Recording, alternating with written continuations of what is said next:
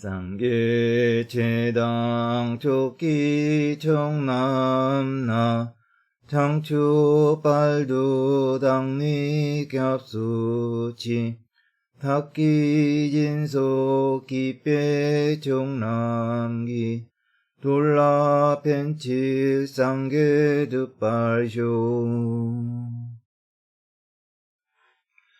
예, 지난 6강에서는 귀의 대상인 삼보에 대해서 설명을 드렸고, 이번 시간에는 귀 전 알아야 할 사항에 대해서 설명을 드리겠습니다.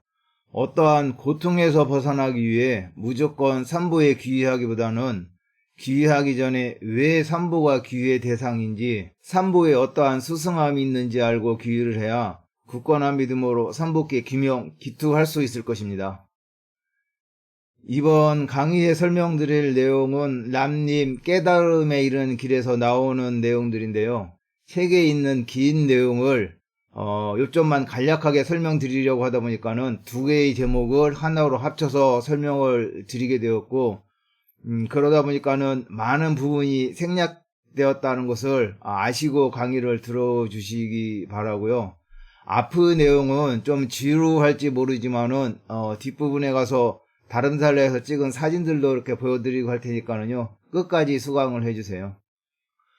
먼저 삼보 가운데 불보가 왜 귀처인가에 대해서 설명을 드리면은, 불보가 귀처인 이유는 4가지가 있습니다. 첫째로 붓다 자신이 모든 위험과 고통에서 벗어나신 분이시고, 두 번째로 중생을 고통에서 벗어나게 하는 방편에 뛰어나신 분이시고, 세 번째로 모든 중생에게 차별 없이 대자비를 베푸시는 분이시고, 네 번째로 자신에게 이익이 되든 안 되든 개의치 않고 모든 중생을 돌보시기 때문인데, 이 내용을 하나하나 조금 더 자세히 설명드리도록 하겠습니다. 첫째로 붓다 자신이 모든 위험과 고통에서 벗어난 분이라는 뜻은, 홍수가 났을 때 나 자신이요 다른 사람들과 같이 물에 휩쓸려서 떠내려가고 있으면은 물에 빠진 다른 사람들을 구조할 수가 없잖아요. 그처럼 저희의 귀처인 부처님도 자기 자신이 먼저 위험과 고통에서 벗어난 분이 아니라면은 다른 이들을 고통에서 벗어나게 해줄 수 없다는 것을 알아야 합니다. 하지만 부처님께서는 깨달음을 얻으신 분이고, 깨달음을 얻었다는 의미는 번뇌장과 소지장을 모두 여의시고 생로병사의 경계를 뛰어넘으셔서 그 어떠한 위험과 두려움도 없으시다는 것을 뜻합니다. 부처님께서 깨달음을 얻으셨다고 설명을 드리면서 항상 이 번뇌장과 소지장을 모두 소멸했다고 자주 설명을 드리는데, 번뇌장은 해탈을 성취하는 데 방해가 되는 장애이고, 소지장은 일체의 지혜를 얻는 것에 방해가 되는 것입니다. 둘째로 부처님께서는 중생을 고통에서 벗어나게 하는 방편에 뛰어나신데, 부처님 자신이 아무리 고통에서 벗어나셨다고 해도 중생을 구제하는 방법에 능숙하지 못하다면은 이 손이 없는 어머니가 물에 빠진 아들을 구할 수 없는 것과 같다라고 람님에서는 설명을 하고 있어요. 아들이 물에 떠내려가는데 어머니 양손이 없으면은 아이들을 이렇게 물에서 건져낼 수가 없잖아요.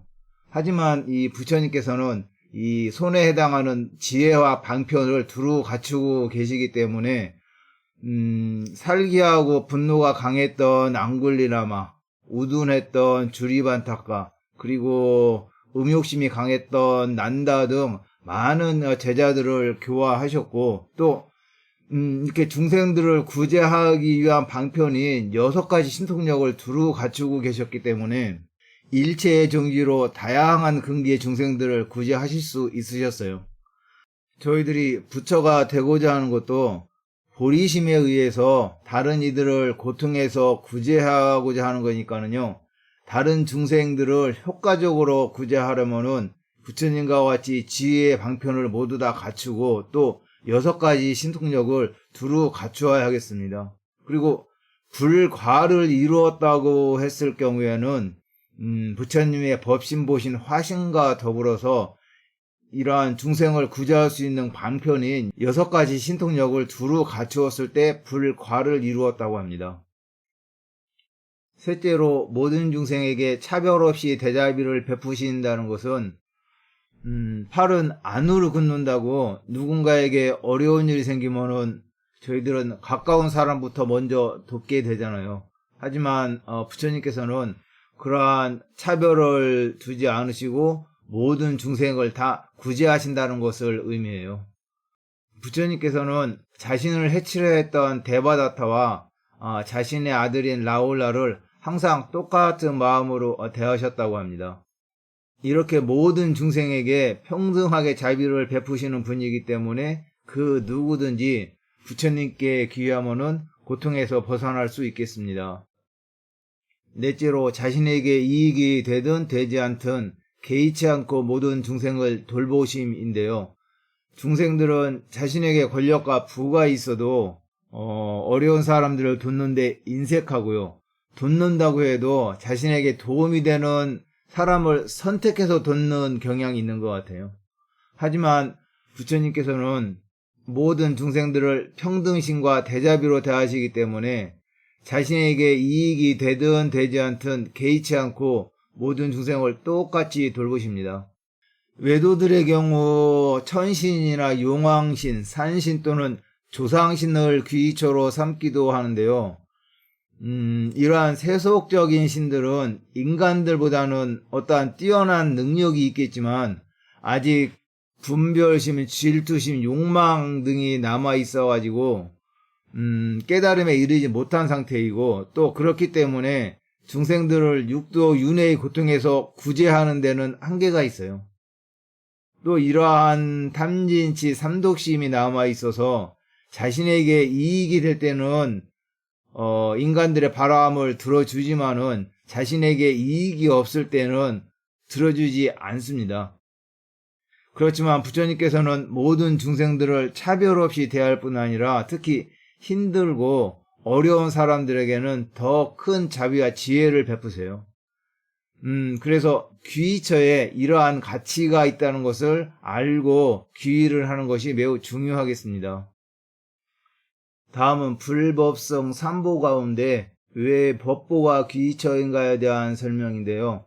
지난 6강 때 법보에 대해서 설명을 드리면서 법보는 석가모니 부처님께서 45년간 설법하신 내용으로 중생들을 무지 무명에서 벗어나게 하여 깨달음으로 이끄는 가르침과 그 내용을 담고 있는 경장, 율장, 논장의 3장이라고 설명을 드렸어요.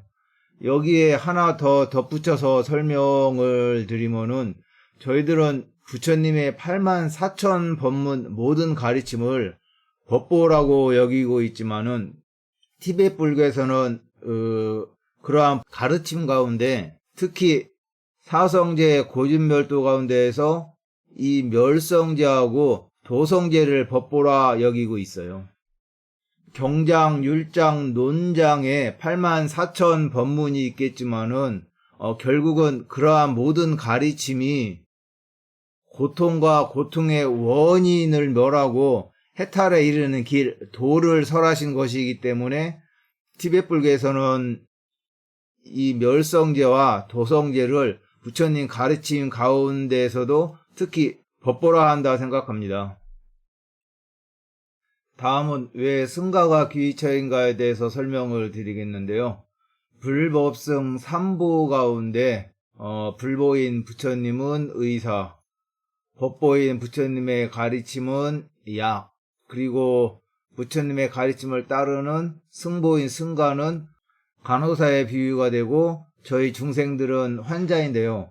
어디 아프신 곳이 없으시다고 해도요. 무지 무명의 병에 걸려서 육도 윤회를 하며 고통을 받고 있는 환자인데요. 부처님은 저희들 무명의 병을 고쳐주시는 의사이고요. 부처님의 가르침인 법은 무명을 없애주는 해독제, 약이 되겠고 승가는 이러한 환자들을 보살피고 돌봐주시는 간호사가 되겠어요. 여기서 의사가 훌륭해서 아무리 좋은 처방을 해주어도 아무리 좋은 약이 있어도 환자인 중생이 그 약을 먹지 않으면 무명의 병이 나을 수가 없잖아요. 그래서 간호사인 승가는 중생들에게 이 약을 먹여주고 또 보살펴서 중생들을 무지의 병에서 벗어날 수 있도록 이끌어주는 역할을 합니다. 부처님만 중생을 제도하시는 것이 아니라 승가도 중생을 제도하는 역할을 하기에 승보에 귀의하는 것입니다. 다음은 귀의하기 전 알아야 할 사항으로 삼보의 공덕을 알고 귀의하는 것에 대한 설명인데요. 공덕이라고 하면 선행과 이타행 등 좋은 일을 많이 한 덕으로 갖추어진 덕성을 얘기를 하고, 좀 쉽게 설명을 드리면은 착한 일과 좋은 일을 많이 한 덕으로 갖추어진 수승함이라 할 수가 있어요. 먼저 삼보 가운데 불보인 부처님의 공덕, 부처님의 수승하면은 위대한 몸의 공덕, 위대한 음성의 공덕, 위대한 마음의 공덕, 위대한 행의 공덕이 있습니다. 부처님의 공덕 가운데 이 위대한 몸의 공덕은 부처님의 몸이 30이상 80종호를 갖추고 계신 것을 이야기하는 것인데요. 이 30이상 80종호는 부처님께서 깨달음을 얻으시기 전에 3아승기간 동안 육바라밀을 수양하신 결과로 지혜와 방편의 자랑을 쌓아서 보드가야의 보리수 나무 아래서 깨달음을 성취하셨는데, 그 깨달음을 성취하셨다는 표상, 상징으로 일반 사람들의 몸과는 다른 32개의 큰 특징과 세분화된 80개의 특징을 지니고 계심을 말합니다. 예를 들어 이처럼 정수리에 6개가 나 있고 미간 사이에 백호가 있고 여기는 지금 앉아 계신 상태로 손을 무릎 위에 놓고 계시지만은 이 서 있을 때도 이 팔이 길어서 이 손이 무릎에 닿는다고 해요. 그리고 손바닥과 발바닥에는 법륜 마크가 있고, 여기서는 잘 표현이 안 되어 있지만은 이 손가락하고 발가락 사이에도 그 오리발처럼 막이 있다고 해요.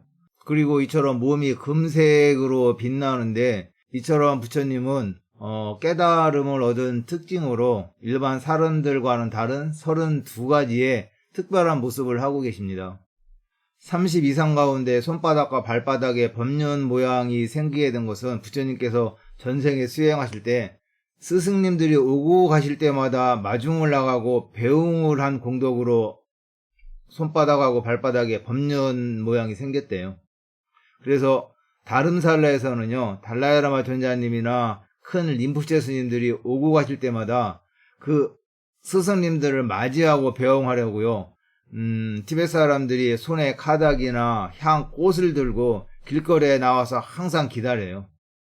예전에 사진 찍어 놓은 것이 있어서 한번 이 사진도 보여드리도록 하겠습니다.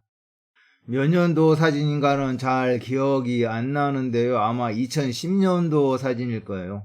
달라야라마 존자님께서 외국에 나가셨다가 다른 살라로 돌아오시는데 티베트 사람들이 달라야라마 왕궁 낭갸사원 앞에서 이렇게 존자님을 기다리고 있는 모습이에요. 사원 입구에만 이렇게 사람들이 모여있는 게 아니라 다운다름살라에서 맥클로드간지 올라오는 길 중간중간에요, 많은 사람들이 존자님 오시기 1시간 전부터 나와서 기다리고 있어요. 이처럼 사람들이 길 양옆에 서서요, 손에는 꽃을 들고 카닥을 들고 여기 향을 들고 있는데 향은 작아서 잘 안 보여요. 좀 잘 나온 사진으로 한번 보여드릴게요. 예, 이처럼 손에는 향과 염주를 들고 거리에서 존자님 오시기를 기다리고 있어요. 여기 보면은 석회가루로 길 양옆에 라인을 그려 놓았는데요. 이 라인이 사람들이 줄 서는 것을 표시하는 역할도 하지만은요, 석회가루가 살균 작용을 해가지고요, 주의를 정화시킨다고 해요. 그래서 존자님께서 방문하시는 행사장 입구나 길 양옆에는 항상 저렇게 석회가루로 선을 그어 놓고요, 종종 석회가루로 팔길상 문양을 길바닥에 만들어 놓기도 해요. 예, 존자님이 도착을 하셨는데요. 이 존자님이 탑승하신 차가 다운다람살에 도착을 하게 되면요, 마을 전체에 사이렌이 울려가지고서 전자님이 도착하신 것을 알려주었었는데, 요즘도 그렇게 하는지는 잘 모르겠어요. 그리고 승용차에서는 이쪽 뒷좌석이 상석이라고 하는데, 전자님께서는 항상 보면 이렇게 앞에 타고 계세요. 예, 이처럼 부처님 전생의 수행을 따라하고 공덕을 지어서 부처님과 같은 몸을 성취하고자 하는 것이 티베트 사람들에게 있어갖군요, 하나의 티베트 불교 문화가 되었어요. 이러한 문화도 참 부러운 것 중에 하나예요. 예, 다시 30 이상 80종호로 돌아와서요, 이러한 30 이상 80종호 가운데 인간의 모습으로서는 도저히 갖추기 어렵고, 그러한 모습을 하게 되면은 보기 흉한 모습이 되어서요, 좀 과장된 표현이라고 말씀을 하시는 분들도 있어요. 손이 무릎에 이를 만큼 길고, 손과 발가락에 물갈퀴 등이 있는 것이 대표적인 예인데요. 그런데 경전에서는 이러한 30 이상 80종의 모습이 살아계셨던 실제적인 부처님의 모습이 아니라 보신불의 모습이라고 얘기를 하고 있어요. 실제적인 부처님의 모습을 배웠을 때 정수리에 솟아오른 여기 이 육계요, 이 육계의 높이는 4손가락 정도 높이였었다고 해요. 그러니까는 한 7cm에서 한 8cm 정도 되는 것 같아요. 그렇지만은 숙창이라는 보살이요, 신통력으로 이 육계의 높이를 저어보려고 삼천대천석의 끝까지 올라갔는데도요, 그 끝이 보이지 않아서 육계의 높이를 측정할 수 없었다고 해요. 또 부처님 법복은 몸으로부터요, 4손가락 콩만큼 떨어져 있어갖고요, 몸에 달라붙지 않는다고 해요. 그래서 그런지 이 승복을요, 그 상징성을 살려서 만들었는지 겨울철에 아무리 두꺼운 승복을 껴입고 껴입어도요, 이 소매 부분이 다 떠서 찬바람이 솔솔 들어와 춥기만 해요. 지금 이 승복도 이렇게 다 떨어져 있잖아요.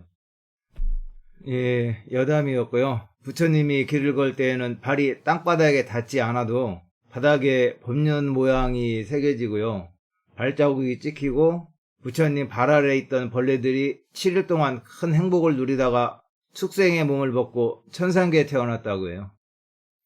이와 같이 30 이상 80종호는 지혜와 방편의 공덕을 갖춘 위대한 몸의 수승함을 의미하고요, 실제로는 표현하기 어려운 것들이 많지만은 이처럼 정수리의 육계, 나발, 긴 귓볼, 그리고 부처님의 둥구스러운 어깨하고 전신의 금색 등, 이러한 것들은 실제로요, 불상을 만들 때 표현이 돼서 만들어지고 있습니다.